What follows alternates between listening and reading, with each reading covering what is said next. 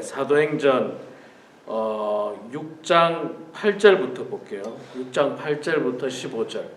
사도행전 6장 8절부터 15절까지 말씀 볼 때 제가 석절 읽고 우리 성도님들 한 절 읽고 교독하겠습니다. 사도행전 6장 8절입니다. 스데반이 은혜와 권능이 충만하여 큰 기사와 표적을 민간에 행하니 이른바 자유민들 즉 구레네인 알렉산드리아인 길리기아와 아시아에서 온 사람들의 회당에서 어떤 자들이 일어나 스데반과 더불어 논쟁할세 스데반이 지혜와 성령으로 말함을 그들이 능히 당하지 못하여 사람들을 매수하여 말하게 하되 이 사람이 모세와 하나님을 모독하는 말을 하는 것을 우리가 들었노라 하게 하고 백성과 장로와 서기관들을 충동시켜 와서 잡아가지고 공회에 이르러 거짓 증인들을 세우니 이르되 이 사람이 이 거룩한 곳과 율법을 거슬러 말하기를 마지 아니하는도다. 그의 말에 이 나사렛 예수가 이곳을 헐고 또 모세가 우리에게 전하여 준 규례를 고치겠다 함을 우리가 들었노라 하거늘 공회 중에 앉은 사람들이 다 스데반을 주목하여 보니 그 얼굴이 천사의 얼굴과 같더라. 아멘. 자, 우리 7장 54절 7장54절부터 마지막 절까지 제가 또 석절 읽습니다. 7장 54절입니다. 그들이 이 말을 듣고 마음에 찔려 그를 향하여 이를 갈거늘 스데반이 성령 충만하여 하늘을 우러러 주목하여 하나님의 영광과 및 예수께서 하나님 우편에 서신 것을 보고 말하되 보라 하늘이 열리고 인자가 하나님 우편에 서신 것을 보노라 한데 그들이 큰 소리로 지르며 귀를 막고 일제히 그에게 달려들어 성 밖으로 내치고 돌로 칠세 증인들이 옷을 벗어 사울이라 하는 청년의 발 앞에 두니라. 그들이 돌로 스데반을 치니 스데반이 부르짖어 이르되 주 예수여 내 영혼을 받으시옵소서 하고 무릎을 꿇고 크게 불러 이르되 주여 이 죄를 그들에게 돌리지 마옵소서. 이 말을 하고 자니라. 아멘. 오늘 또 이 새벽에 나오신 우리 사랑하는 성도님들 축복하고 환영합니다.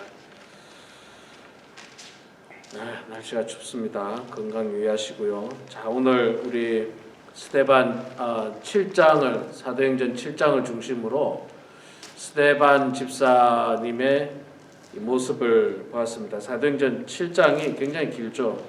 60절까지 있는 굉장히 긴데 우리가 읽지 않은 부분은 스데반 집사의 설교 내용입니다. 설교 내용을 길게 이렇게 되어 있는데 시간 관계상 생략을 했고요.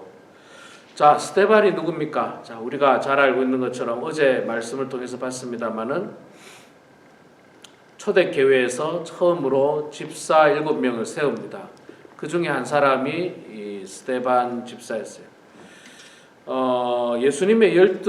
예수님께서 선택한 12명의 제자가 아니었고 제자들이 지목하고 안수한 이 집사 스데반이었는데 참 이분이 성령이 충만했어요.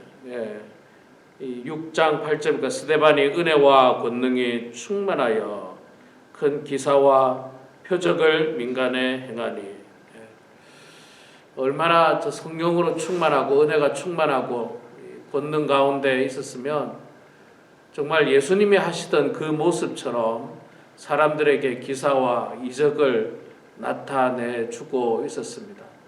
그리고 자세히 보면요, 스데반 집사는 우리가 오늘 본문을 봐서 압니다만 순교하지 않습니까? 순교하는 모습까지 예수님하고 똑같은 길을 가고 계세요. 똑같은 길을 갑니다. 자, 오늘 말씀에도 보면 많은 사람들에게 민간에 행했다. 은혜와 권능으로 큰 기사와 표적을 민간에 행했다. 예수님께서 그렇게 행하셨죠. 가난한 자들, 병든 자들, 귀신 들린 자들, 그들에게 예수님께서 고쳐주시고, 그 다음에 예수님도 뭐 했습니까? 주로 회당에 들어가서 사람들에게 가르치셨죠. 마찬가지로 스데반 집사도 회당에 가서 사람들을 가르쳤는데, 근데 재밌는 사실은 9절에 보니까, 6장 9절에 보니까 이른바 자유민들, 즉 구레네인, 알렉산드리아인, 길리기아와 아시아에 온 사람들의 회당에서, 그러니까 이 회당이 유대인들만 들어가는 회당이 따로 있는 것 같고, 이방인들, 그러니까 이방인 내지는 혹은 다른 지역에서 온 사람들이 들어가는 회당이 따로 있는 것 같은 느낌이 들어요. 근데 스데반 집사는 특별히 유대인들만의 회당은 아니었던 것 같고, 구레네 사람, 알렉산드리아 사람, 길리기아와 아시아에서 온 사람의 회당, 거기에서 스데반 집사가 가르쳤다, 논쟁을 하고 가르쳤는데, 스데반 집사가 지혜와 성령으로 말함을 그들이 능히 당할 수가 없었다. 예수님도 회당에서 가르치셨죠. 가르치시고 복음을 전하셨습니다. 그것을 전했는데, 듣는 사람들이 스데반 집사의 이 설교를 꼬투리 잡죠. 뭐 예수님께서 사흘 만에 이 성전을 헐었다가 다시 짓겠다, 혹은 뭐 율법을 완성시키러 오셨다, 뭐 이런 표현을 꼬투리 잡아서 뭐 예수가 모세의 율법을 고치겠다, 이런 식으로 지금 표현하고 있고, 어쨌든 스데반 집사를 곱게 보지 않고 꼬투리를 잡아서 그를 이 대제사장 무리들에게 넘겨주게 됩니다. 대제사장 무리들에게 넘겨주고, 이 대제사장 무리들이 있는 공회 중에서 스데반 집사가 그들을 향해서 설교하는 내용이 7장 1절부터 53절까지 쭉 나오고 있습니다. 그런데 뭐 나중에 여러분 집에 가서 한번 읽어보시기 바랍니다. 스데반 집사의 설교 내용을 보면 구약 성경에서부터 있는 내용들을 가지고 정리하면서 이 땅을 구원하러 오신 분이 결국 예수 그리스도임을 선포하고 있습니다. 그러니까 우리의 복음의 핵심은요, 예수 그리스도입니다. 예수 그리스도. 예수가 주인공이 돼야 돼. 예수님이. 가끔 이제 목회자들이 자꾸, 저는 이제 목회자들이 지나치게 정치적인 걸 이야기하는 걸 그렇게 좋아하지 않습니다. 우리가 이 땅을 위해서 기도하는 것은 분명한 사실이지만, 우리의 복음의 포커스는 예수님이에요. 예수님을 전하기 위해서 뭐 구약의 아브라함의 이야기도 하고, 이삭의 이야기도 하고, 요셉의 이야기도 하고, 뭐 출애굽 이야기도 하고, 이 이야기는 결국 구원자이신 예수님을 이야기하려고 이 이야기를 하는 거지, 아브라함을 이야기하려고 하는 게 아니에요, 사실. 아브라함은 뭐 우리하고 똑같은 사람이고 그저 훌륭한 믿음의 사람이었지, 그가 나를 구원하는 건 아닙니다. 아브라함이 나를 구원하는 게 아니에요. 모세가 나를 구원하는 것도 아니고, 그들은 훌륭한 믿음의 사람이었습니다. 하나님 말씀대로 열심히 살았던 우리가 본받을 만한 사람이지, 그러나 거기까지지 그가 우리를 구원하거나 우리의 죄를 사해 주거나 뭐 우리의 영혼을 어떻게 해주거나 아무런 능력이 없습니다. 그런데 그들을 통해서, 그 어떤 역사들을 통해서 하나님께서 이 땅에 우리의 죄를 사하고 우리를 구원해 주시기 위해서 독생자 예수 그리스도를 보내신 것, 그 예수님을 우리가 전해야지, 지나치게 어떤 다른 어떤 것들 또는 정치적인 것들 이런 것들은 조금 저는 좀 안타깝게 생각하는데, 어쨌든 자, 스데반 집사는 이렇게 그 설교 내용을 통해서 예수에 대한 말씀을 전하고 있습니다. 자, 그런데 지금 듣고 있는 사람들이 누굽니까? 바로 예수님을 죽였던 사람들이에요. 예수님을 죽였던 사람들 앞에서 예수에 대해서 이야기하니까 얼마나 불편하겠습니까? 얼마나 그냥 불편한 정도가 아니라 죽이고 싶겠죠. 정말 없애버리고 싶은 그런 어떤 심정이었습니다. 자, 그래서 54절에 보니까 그들이 이 말을 듣고 마음에 찔려 그를 향하여 이를 갈거늘, 여기서 마음에 찔렸다는 말은요, 예수님에 대해서 내 죄를 깨닫고 내가 회개해야 되겠다라고 하는 찔림이 아닙니다. 이런 찔림이 아니고 그들이 예수를 죽인 것이 드러나니까 그거에 대한 찔림이에요. 자기들이 아무 죄 없는 예수를 십자가에 못 박아 죽였다는 사실이 자꾸 드러나니까 그게 마음에 찔려가지고 불편해서 이 회개하고 정신 차린 게 아니라 불편해서 스데반을 죽이려고 하는 거예요. 죽이려고. 네.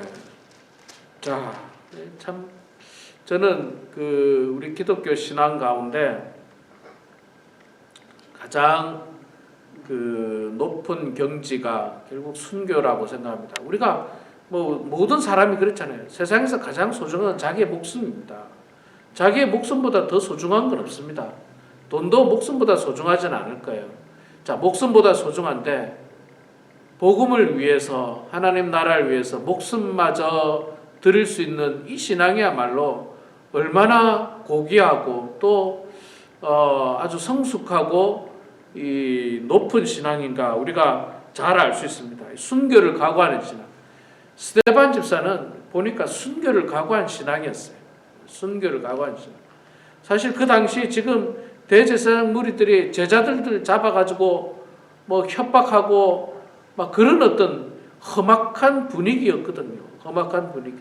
그럼에도 불구하고 그걸 알고 있음에도 불구하고 아마도 마음속에서 복음을 전하지 않고는 견딜 수 없는 뜨거운 열정이 이르는 거예요. 뜨거운 열정이. 가끔 요즘은 좀 덜합니다만은 한국에 가면 옛날에 한국에 가면 지하철에서 그렇게 예수를 전하는 사람들 많아요. 지하철 안에서는 이제 못하게 하고 옛날에는 했죠. 지하철 안에서도. 요즘은 무슨 거리에서 이렇게 복음을 전하는 사람들 가끔 보면요. 참 한편으로는 저게 복음 전하는데 도움이 될까 이런 생각도 들다가도 또 한편으로는 저렇게 추운 날 매일 나와가지고 저 도대체 무슨 마음으로 저럴까? 저 마음은 딴 마음이 없어. 저하고 다른 마음속에 견딜 수 없는 가만 앉아 있을 수 없는 어떤 열정이 그냥 끓어오르는 거예요. 복음을 전하지 않고는 집에 앉아 있을 수가 없는 그런 어떤 사명을 받은 사람이에요. 그런 사람.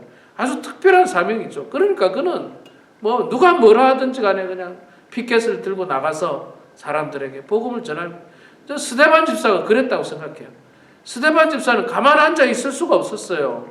가만 앉아 있을 수가 없었고 또 교회를 돌볼 그런 어떤 사명을 하나님께 받은 것 같지가 않고 복음을 전해야만 하는 어떤 뜨거운 열정이 불같은 열정이 그 마음속에 있었던 거예요.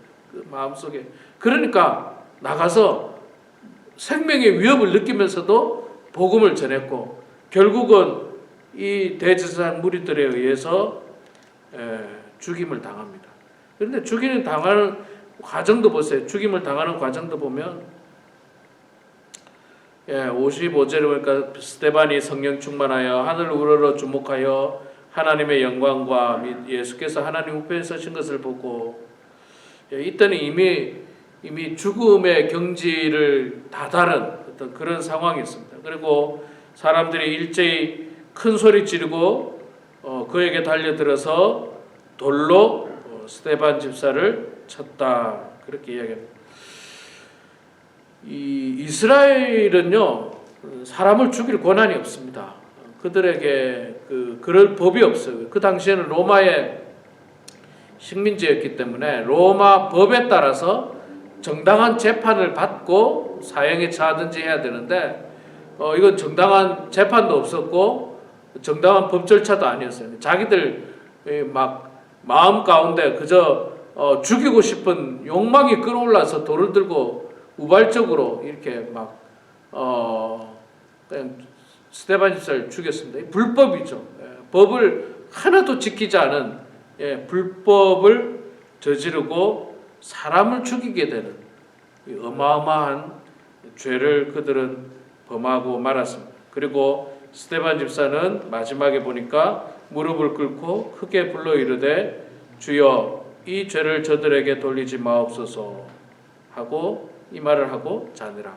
예수님하고 똑같죠. 예수님도 십자가에서 하나님께 저들의 죄를 돌리지 말아 달라고 마지막까지 오히려 저들을 불쌍히 여기는 마음을 보여준 이 스데반 집사가 마치 예수님의 모습처럼, 작은 예수의 모습처럼, 진짜 예수의 제자의 모습처럼 살다가 초대교회에 가장 먼저 순교하게 되는 그런 모습을 봅니다. 우리 사랑하는 성도 여러분,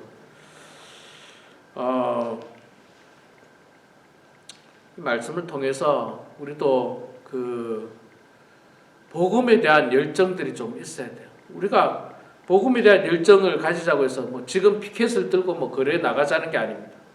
그게 아니라 정말 한 영혼을 불쌍히 여기고 죽어가는 영혼을 불쌍히 여기는 것.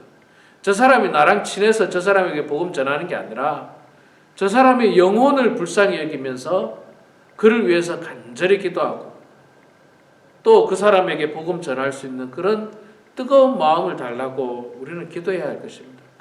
적어도 우리는 뭐 순교의 어떤 두려움은 없지 않습니까? 순교에 대한 염려는 없지 않습니까? 그래서 이 스데반 집사처럼, 근데 오늘 우리가 읽은 말씀 자세히 보면요, 스데반 집사가 은혜와 권능이 충만했다, 성령이 충만했다, 이런 표현이 굉장히 여러 번 나오고 있어요. 이렇게 성령이 충만하니까 뭐 정말 두려움이 전혀 없는 겁니다. 우리도 날마다 하나님 말씀 가운데 거해서 성령이 충만하고 성령 충만한 가운데 복음을 열심히 증가하는 그런 우리 모두가 되길 주의 이름으로 축원합니다. 기도하겠습니다. 사랑의 아버지 하나님, 은혜를 감사합니다. 오늘도 추운 날씨지만 주님을 사모하는 마음으로 이렇게 주님 전에 나왔습니다. 아버지 하나님, 초대교회에 가장 먼저 순교자의 반열에 오른 우리 스데반 집사님의 삶과 그 모습을 보았습니다. 하나님 아버지, 참으로 우리가 감히 흉내낼 수 없고 따라갈 수 없는 높은 경지의 모습을 보게 되었는데, 그가 이렇게 할 수 있었던 것은 은혜와 권능이 충만하였고 성령이 충만했다는 그 사실을 저희들이 발견하게 됩니다. 하나님, 우리도 날마다 하나님 말씀 가운데 가고 기도하면서 찬송하면서 성령으로 충만한 저희들 될 수 있도록 도와주시고, 우리 마음속에 복음에 대한 뜨거운 열정을 가지고 믿지 않는 사람들에게 복음을 증가하는 저희들의 삶이 될 수 있도록 하나님 아버지 도와주시옵소서. 사랑의 아버지 하나님, 우리 범원 하나님께 사랑하는 모든 성도들, 특별히 연로하신 성도님들 추운 겨울을 지나고 있는데 주님의 은혜 가운데 하나님 건강하게 겨울을 잘 지날 수 있도록 하나님 도와주시고, 아버지 하나님의 은총으로 가정에서 하나님과 동행하는 인생 되게 하여 주시옵소서. 말씀 보게 하시고 기도하게 하시고 찬송으로 살아가는 주의 성도들 되게 하여 주시옵소서. 그리하여 사랑하는 모든 성도들이 은혜 충만하게 하시고 성령 충만하여서 정말 하나님의 은혜 가운데 남은 여생 우리 모두가 이 땅에서 살게 하여 주시옵소서. 하나님, 우리는 연약한 존재입니다. 끝없이 우리들에게 찾아오는 고난과 또 역경들을 마주하게 될 텐데, 하나님, 이런 고난과 역경 속에서 주님 바라보게 하시고 주님 앞에 기도하는 성도들 다 되게 하여 주시옵소서.